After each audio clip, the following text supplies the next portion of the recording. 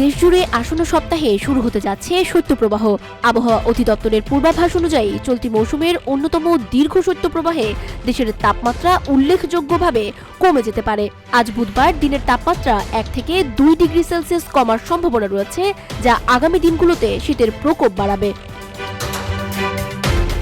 বিশেষজ্ঞদের মতে দেশের অর্ধেকের বেশি অঞ্চলে সর্বনিম্ন তাপমাত্রা 10 ডিগ্রি সেলসিয়াসের নিচে নামতে পারে। এর সঙ্গে ঘন কুয়াশার কারণে দিনের বেলায় সূর্যের দেখা পাওয়া কঠিন হবে।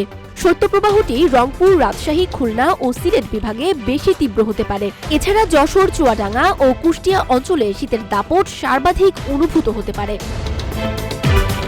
আবহাওয়াবিদ ওমর ফারুক জানান, পশ্চিমা লঘুচাপের নিম্নমুখী অংশ থেকে হিমালয় পর্বতের ঠান্ডা বাতাস বাংলাদেশে প্রবাহিত হচ্ছে।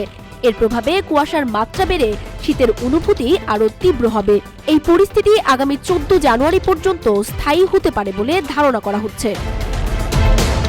বিশেষজ্ঞরা শীত মোকাবিলায় অতিরিক্ত সতর্কতা অবলম্বনের পরামর্শ দিয়েছেন।